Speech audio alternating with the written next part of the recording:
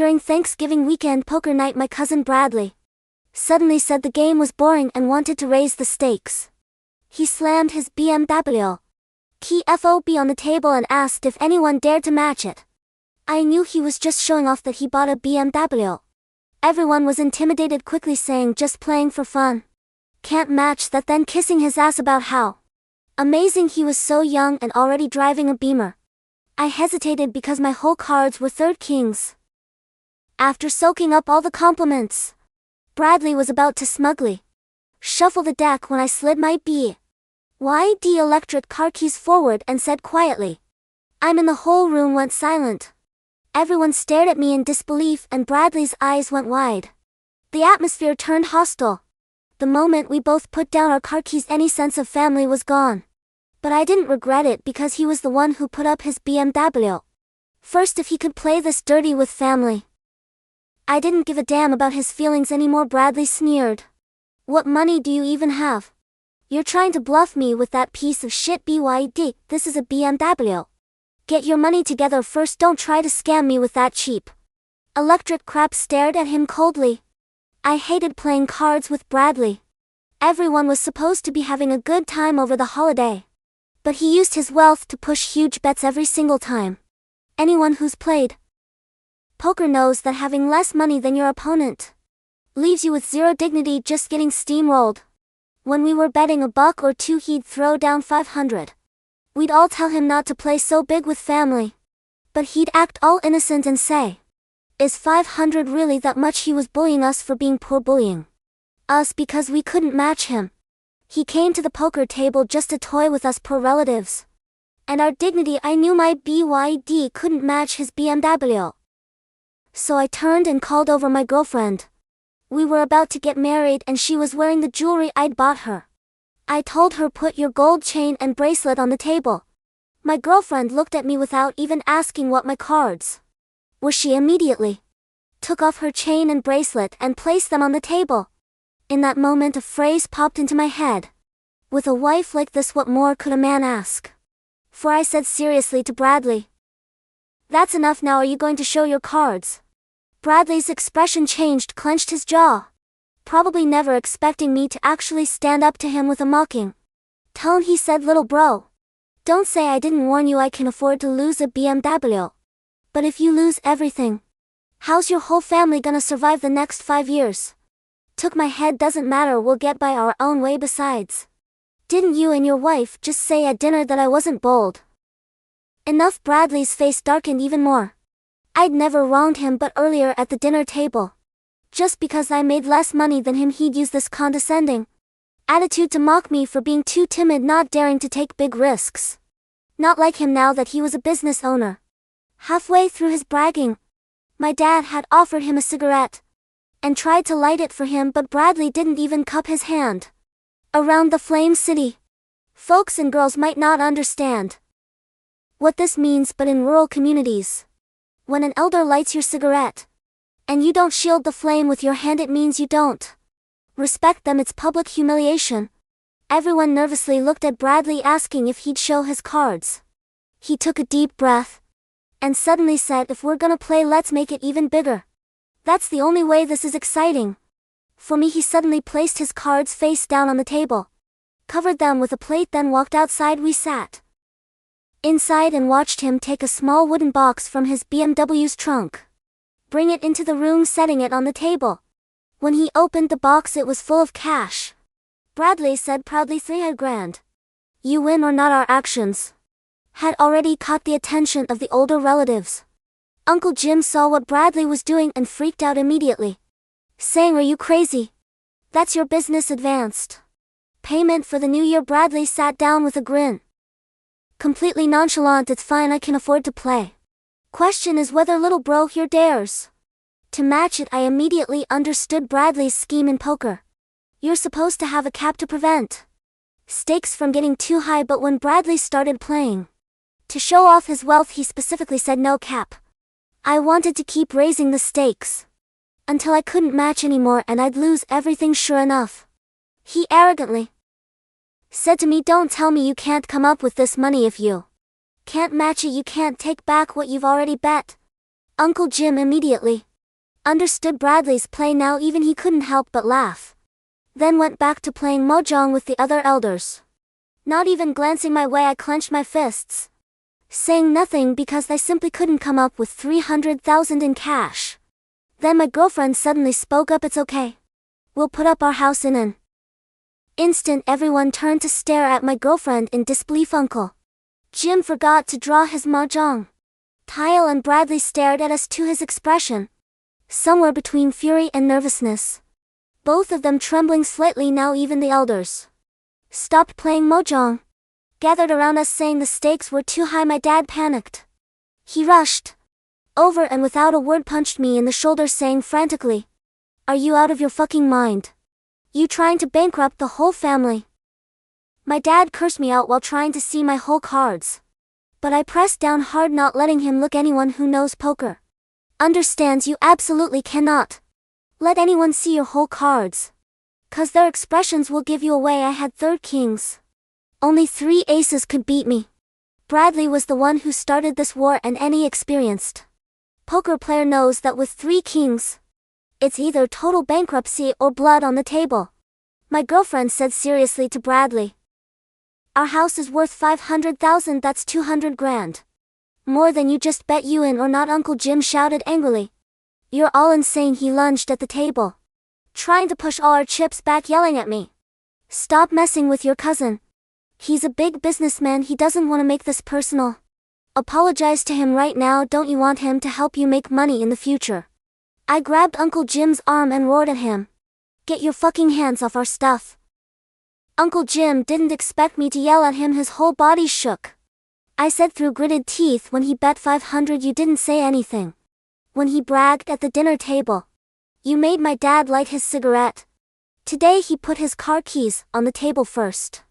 I'm seeing this through to the end." Uncle Jim stammered, "How dare you talk to an elder like that?" I looked at Bradley coldly and said, "Either you match the 200 grand and show your cards, or you forfeit everything you've bet. There's a third option.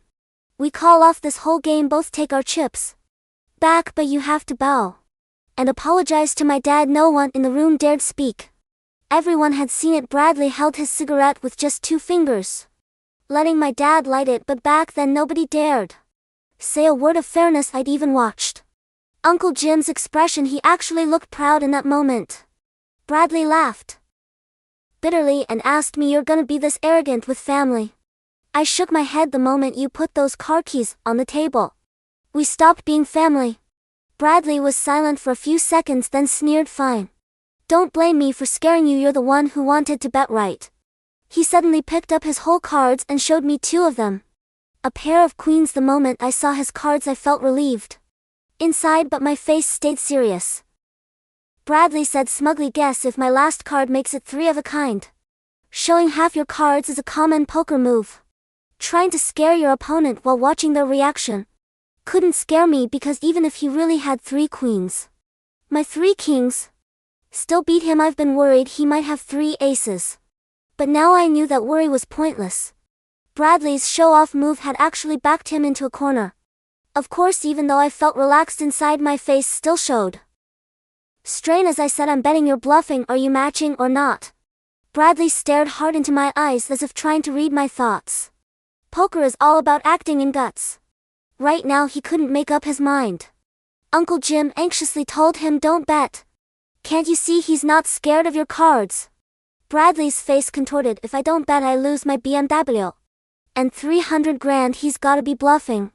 Usually at family gatherings people love giving advice, but in this situation nobody dared say a word, because in poker, until the cards are shown, you can never tell what's real and what's fake. Bradley nervously observed all the relatives' expressions. Every bet had been his idea. If he backed down now he'd never be able to show his face around family again. Finally he gestured to his wife. "Come here." Bradley's wife Amanda came to the table reluctantly. Bradley told her to put up her jewelry, because Amanda's set was way more expensive than my girlfriend's. Unlike my girlfriend, Amanda refused to take it off. Bradley got anxious and quickly showed Amanda his whole cards.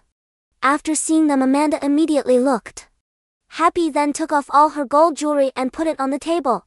Amanda even said smugly, Come on, we'll bet with you to the end, don't regret it when you lose. Everyone here is a witness. Whoever backs out is a piece of shit, I asked. So you're saying you want to show cards, Amanda said excitedly. Why would we show? We're betting you to the end. The greed on her face was obvious. But now nobody had any chips left. Amanda suddenly took off her diamond ring. Putting it on the table. This diamond ring cost me $50,000. I shook my head, not taking the ring. That thing's worth $100 at most. Amanda exploded, pointing at my nose. What the fuck do you know? You know what this is? This is a name brand. This is a DR ring. I smiled bitterly. I don't care what it is. I don't accept it. To me it's worth $100. Amanda was about to curse me out when Bradley suddenly spoke up. I'm putting up my house too. All the relatives gasped. Uncle Jim said frantically. Don't mess around, that house is downtown worth $1.5 million. Bradley sneered. Dad, I'm not messing around. Whatever I bet he has to match according to poker rules. Each bet can't be lower than the last one. Little bro, do you have the money to match? I went silent. Because I simply couldn't come up with that much money. Bradley saw right through my predicament. He laughed loudly and slapped my shoulder. He said, some things you can't afford to play, I'll tell you straight. The first reason I'm more successful than you is because I've got bigger balls. As for the second, I follow through on my decisions to the end, so I'm not showing my cards. If you want to show, you need to put up another $1.5 million. I guess actually Bradley's strategy was correct. He had way more money than me now. I was in debt and he wasn't. He could bet until I couldn't match the stakes anymore. I knew it was time to show the cards. I had to come up with another $1.5 million to show cards. I absolutely couldn't delay, because if his next move was still not showing cards, I'd be completely screwed. Even if my whole family died, I couldn't come up with enough to show. Just as I was thinking this, Bradley suddenly sneered and said, but I'm raising another $1.5 million. You need to match $3 million total. I froze. He pulled out his phone and showed me his balance. For $1.8 million right in front of me. He took out loan after loan. His credit was amazing, $20,000 from each platform. When his balance hit $3 million, he said seriously, game over. You can't match it. I don't care what your cards are right now, you can only fold. A bucket of cold water poured over me, extinguishing all my hope. A bucket of cold water poured over me, extinguishing all my hope. The screen of his phone glared under the harsh fluorescent lights of the dining room. $3 million. The numbers were neatly formatted, authorized, and sitting cleanly in his liquid accounts, drawn from predatory high-interest short-term lending platforms. He had essentially mortgaged his entire future, his business's operational capital, and his credit line in the span of 3 minutes, all just to crush me at a family poker table. The room was so quiet I could hear the rhythmic ticking of the grandfather clock in the hallway. My dad let out a choked, ragged breath. He staggered forward, his calloused hands gripping my shoulders so hard his fingernails dug through my shirt. Fold, my dad whispered, his voice trembling, stripped of all its usual stoic pride. Just fold, son. Give him the keys. Give him the jewelry. I'll take extra shifts at the plant. We'll rent an apartment. We'll survive. Just don't do this. He's going to kill us. I looked up at Uncle Jim. He was sitting back in his mahogany chair, a sickeningly proud smirk plastered across his wrinkled face. He took a slow sip of his tea, his eyes glittering with the satisfaction of a predator watching a wounded animal bleed out. Amanda, Bradley's wife, had her arms crossed, her chest puffed out, staring down at my girlfriend with a look of absolute, unadulterated venom.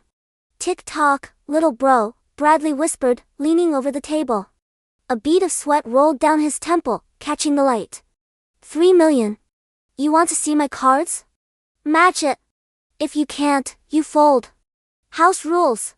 No cap. And when you fold, everything on this table, your BYD, your girl's gold, your house belongs to me. That's what happens when you try to play at the grown-ups table. I stared at the green felt. I stared at the back of his 2 hidden cards. The sheer weight of the money was meant to crush my logic, to bypass my brain and strike directly at my primal fear. $3 million was a number that didn't even exist in my reality. It was a number that meant generational debt. But as I sat there, paralyzed, a strange clarity began to pierce through the panic. The adrenaline in my bloodstream leveled out, replaced by the cold, calculating instinct of a man who had played thousands of hours of poker. I looked away from the phone and looked at Bradley. Really looked at him. His jaw was clenched tight, but his bottom lip was quivering. The hand resting on the table, the one lightly guarding his cards, had a micro-tremor in the pinky finger. His pupils were blown wide, and the vein in his neck was pulsing erratically. He was breathing through his mouth, shallow, rapid breaths. In poker, when a player has the nuts, the unbeatable hand they want you to call. If Bradley actually had 3 queens, his primary goal would be to extract maximum value from me. He would have been thrilled when my girlfriend put up our $500,000 house. He would have simply matched it, or raised it just enough to keep me on the hook, baiting me into the trap. You don't overbet the pot by $3 million if you want a call. An overbet of that astronomical magnitude is designed to do only one thing: slam the door shut. It's a polarizing move. It's a desperate, screaming siren of a bluff, executed by a man who is terrified that he is beaten, trying to buy his way out of a corner with sheer financial terror. He didn't have the 3rd queen. He had absolute garbage, and he knew my 3 kings would butcher him. I let out a low chuckle. It started in my chest and slipped through my teeth. The sound made everyone freeze. My dad stopped gripping my shoulder. Uncle Jim lowered his teacup. Bradley's smirk faltered, his eyes darting nervously. "What the fuck are you laughing at?" Amanda snapped, her voice shrill and defensive. "I'm laughing," I said slowly, leaning back in my chair and locking eyes with Bradley, "because you don't know the first thing about poker, Brad. You're a tourist. You think money is a substitute for skill. Match the 3 million or fold, you broke piece of shit." Bradley barked, slamming his palm on the table. The violent outburst only confirmed my read. He was cracking. "I don't need to match it," I said calmly. "Because according to the universal rules of no-limit Texas Hold'em, a player cannot be bet out of a hand just because their opponent has a larger bankroll. It's called the table stakes rule. I am calling your bet with everything I have on the table. We call it going all in. Your extra 3 million? That's an uncalled raise. It goes right back into your pocket. My house, my car, my girlfriend's jewelry, against your car, your cash, and your house. That forms the main pot. We flip the cards right now." Uncle Jim practically leapt out of his chair. "Bullshit. House rules. Bradley said no cap from the beginning. You agreed to the game. If you can't match his raise, you forfeit the pot. Don't you dare try to use technicalities to worm your way out of paying your debts, boy." "It's not a technicality, Jim," I shot back, dropping the uncle out of pure disgust. "It's the foundation of the game. You can't reach into a phone app and pull out loans mid-hand. If you could, billionaires would never lose a hand of poker. They'd just bet $1 billion on a pair of 2s and force everyone to fold. I don't give a damn about your professional rules," Bradley roared, his face flushed an ugly shade of magenta. "This is my house. These are my cards.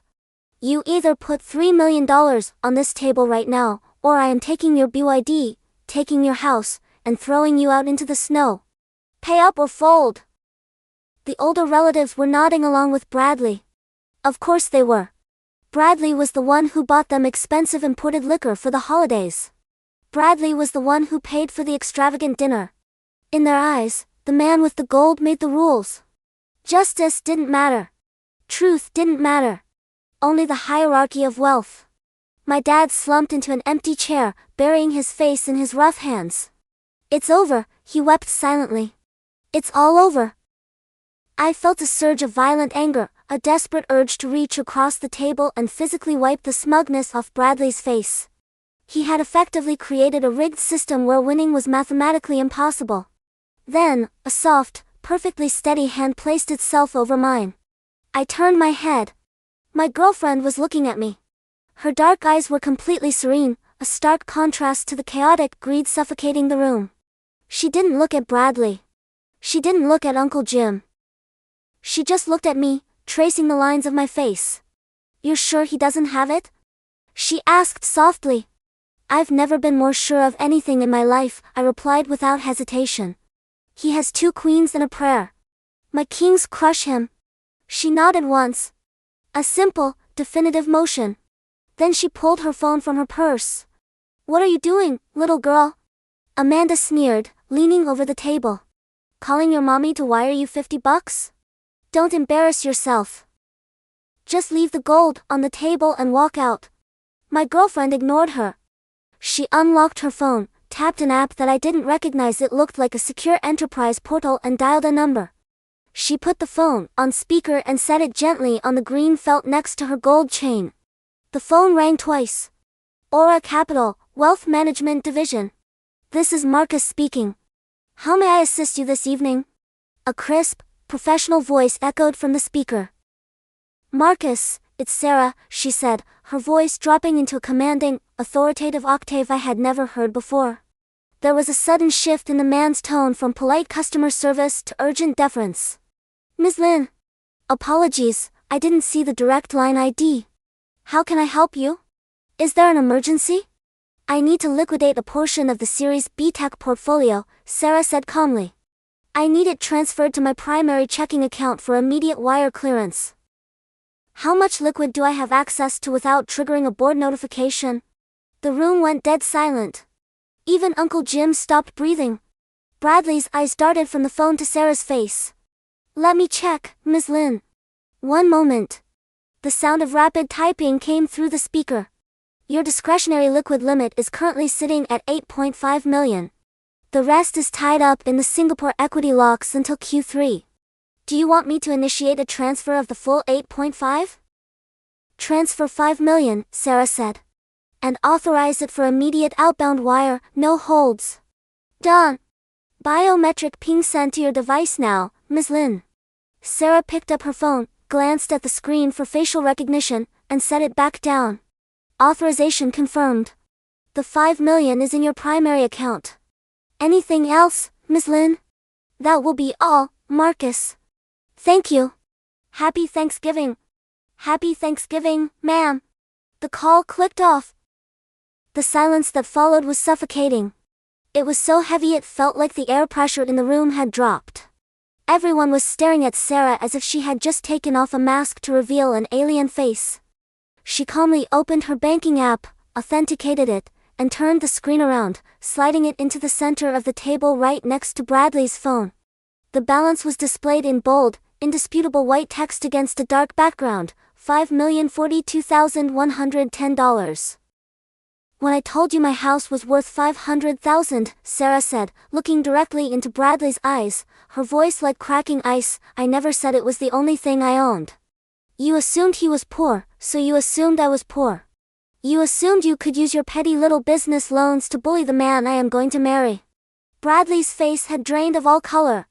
He looked like a corpse. His lips moved, but no sound came out. Amanda let out a nervous, high-pitched laugh. Fake! That's a fake app. You downloaded a simulator to scare us. Sarah didn't even blink. You have Marcus's routing number on the screen. Call the bank. Verify the account name. It will take you 30 seconds. Amanda grabbed her phone, her hands shaking violently. She frantically dialed the number on Sarah's screen. We all listened as she put it on speaker. Aura Capital. Marcus speaking. Amanda swallowed hard. Is Sarah Lin an account holder there? Marcus's voice turned instantly frigid. I do not disclose client information to unauthorized callers. However, if you are attempting to verify the funds of Miss Lin's primary account for a transaction, I can confirm she is a Tier 1 Platinum holder and her current liquid balance clears $5 million. Now, if you are not Miss Lin, I suggest you delete this number. Marcus hung up. Amanda dropped her phone. It clattered against the wood. She looked at Bradley, pure terror replacing the greed in her eyes. Sarah leaned forward, resting her elbows on the table. She looked at Bradley with a predatory grace that made the hair on my arms stand up. So, Bradley, Sarah said softly. House rules, right? No cap. If you can't match the raise, you fold. And if you fold, you forfeit the pot. Bradley swallowed audibly. He was sweating so heavily his designer shirt was stained at the collar. I am calling your $3 million bet, Sarah said, tapping the screen of her phone. And I am raising you another $2 million. The bet is now to you. You need to produce $2 million in liquid cash, right now, to see his cards. If you cannot produce it, you fold. And we take your BMW, your 300 grand, your $1.5 million house, and all of your wife's jewelry. You can't do this. Uncle Jim suddenly shrieked, his face purple with outrage. He slammed his fists on the table. This is a family game. It's Thanksgiving. You can't just bring millions of dollars into a friendly game. This is illegal gambling. I stood up so fast my chair crashed backward onto the hardwood floor. Don't you dare! I roared, my voice echoing off the walls, silencing the entire room. Don't you dare talk about family now. It wasn't a family game when he made my father light his cigarette like a peasant. It wasn't a family game when he bullied us for being poor. It wasn't illegal gambling when you were sitting there laughing while he tried to take the roof over my head. You wanted blood, Jim? Well, the blood is on the table. Now bleed. Uncle Jim recoiled, physically shrinking into his chair, utterly broken by the raw fury in my voice. No one had ever spoken to him like that. He looked at my dad for help, but my dad was standing tall now, his eyes burning with a vindictive fire I hadn't seen in decades. My dad didn't say a word, he just crossed his arms and stared Jim down. I turned my attention back to my cousin. $2 million, Brad. Produce it. Bradley looked at his phone. He opened his loan apps. He frantically tapped the screen, trying to secure more leverage. Denied, the screen flashed. He opened another. Maximum credit limit reached. His business was already leveraged, these personal loans were the absolute bottom of the barrel. He had nothing left. Dad, Bradley whimpered, his voice cracking like a terrified child. He looked at Uncle Jim. Dad, put up your house. Please. Put up the farm. If I fold, I lose the company. I lose my house. Put it up. Uncle Jim stared at his son in horror. He slowly shook his head, pushing his chair back. I can't, Brad. You're on your own. You shouldn't have bet so much. The ultimate betrayal. When the chips were down, the toxic loyalty of wealth dissolved instantly into self-preservation. You coward! Amanda screamed at Uncle Jim. Then she turned on Bradley, clawing at his arm. Show the cards. You have 3 queens. Just show them and tell them they have to honor the all-in. Beg them to just use standard rules. Show the queens. I don't have them. Bradley finally screamed, his voice breaking into a hysterical sob. I don't have the fucking queens. The room gasped. Amanda froze. What do you mean? Bradley's hands were shaking so violently he could barely grab the edge of his cards. He slowly flipped them over. The Queen of Hearts. The Queen of Spades. And the 4 of Clubs. A pair of queens. That was it. No 3 of a kind. No full house. Just a pair, backed by a miserable 4. Amanda stared at the cards, her mouth hanging open. Then she let out a sound that was half shriek, half wail. You bet a house on a pair? You took out $3 million in loans on a bluff? Are you insane? She started hitting him, slapping his shoulders, his chest. You ruined us. You ruined us. Bradley just sat there, taking the blows, tears streaming down his face, his arrogant facade utterly pulverized. I calmly reached out and flipped my whole cards face up. The King of Spades. The King of Diamonds. And sitting right there on the board, the King of Clubs. 3 kings. I looked at Bradley. I told you. I hated playing cards with you. I reached into the center of the table. I grabbed the heavy wooden box filled with $300,000 in cash and pulled it toward me. I reached over and picked up the heavy BMW key fob, slipping it into my pocket. Then I looked at Amanda's jewelry, and her precious diamond ring. I scooped them up in one hand. Wait, Bradley choked out, falling to his knees beside the table. He actually grabbed the hem of my jeans. Please. Please. The 300 grand, take it. Take the car. But the house, the $3 million in loans. If I lose the house, the bank will call the loans. My business goes bankrupt tomorrow. I'll be on the street. Please. We're blood. I looked down at him. I saw the 20 years of condescension. I saw the Christmas dinners where we were given the cheap cuts of meat. I saw my mother crying in the kitchen because Uncle Jim told her she was too uneducated to understand their conversations. I saw my father, a man who broke his back for 30 years, holding a lighter for this pathetic, sniveling fraud. I told you, I said softly. The moment you put those car keys on the table, we stopped being family. I looked at Sarah. She nodded, picking up her phone and slipping her own gold chain back around her neck. I turned to my dad. Dad! Come here. My dad walked over, his chest puffed out, a lifetime of humiliation washing away from his shoulders. I looked at Bradley. I gave you a third option earlier. You didn't take it. But I'll give you a modified version now. I keep the 300 grand. I keep the BMW. I keep the jewelry. But I will let you keep your house, and I won't force the $2 million call. On one condition. Bradley looked up, his eyes wide with desperate hope. Anything. Anything. I pointed at my father. You get on the floor. You kowtow to my father. 3 times. And you apologize for every ounce of disrespect you've shown this man in your miserable, worthless life. And then, Uncle Jim, you are going to do the exact same thing. Uncle Jim bristled. I will do no such. Then I'm taking the house, I snapped, pulling my phone out. Sarah, call Marcus. Tell him to prep the legal team for asset seizure. Verbal contracts in a high-stakes gambling environment with multiple witnesses are binding in this state. No! Bradley screamed at his father. Dad, do it! Do it right now or I swear to God I will never speak to you again. Uncle Jim looked around the room. The other relatives were staring at him. Not with respect anymore, but with pity and disgust. The illusion of his superiority was dead. Trembling, moving like a man who had suddenly aged 20 years, Uncle Jim walked around the table. He sank to his knees next to his weeping son. In the dead silence of the dining room, the 2 great men of our family placed their hands on the hardwood floor and lowered their foreheads until they touched the wood. I'm sorry, Uncle, Bradley sobbed. I apologize, brother, Uncle Jim whispered, his voice cracking with utter defeat. My dad stood there for a long moment, looking down at them. He didn't gloat. He didn't laugh. He just looked at them with the quiet dignity of a man who knew his own worth. Let's go home, son, my dad said quietly. I tossed the BMW key fob to my dad. He caught it instinctively. You drive the Beamer, Dad. The seats have heating. It's good for your back. I picked up the wooden box of cash, tucked it under my arm, and reached out to take Sarah's hand. Her fingers were warm, and she squeezed my hand tight. We didn't say another word to anyone.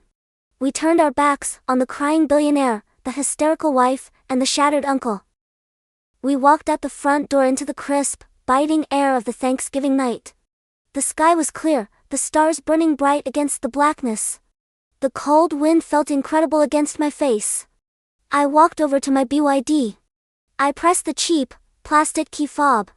The headlights chirped and flashed cheerfully in the driveway. I opened the passenger door for Sarah.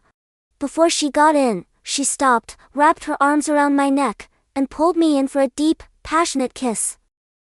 So, I whispered against her lips, a smile finally breaking across my face. 5 million liquid, huh? She laughed, a bright, beautiful sound that cut through the toxic energy we had just left behind. I was hoping I wouldn't have to tell you until we were looking for a house to buy after the wedding. Sorry for ruining the surprise. I think I can forgive you, I said, kissing her forehead. I closed her door, walked around to the driver's side, and got in. I watched my dad slide into the driver's seat of the pristine white BMW parked next to us. He rolled down the window, gave me a massive grin, and revved the engine. I put the BYD in drive, pulled out of the driveway of the house we had just conquered, and drove off into the night, leaving the ruins of my cousin's ego in the rearview mirror forever.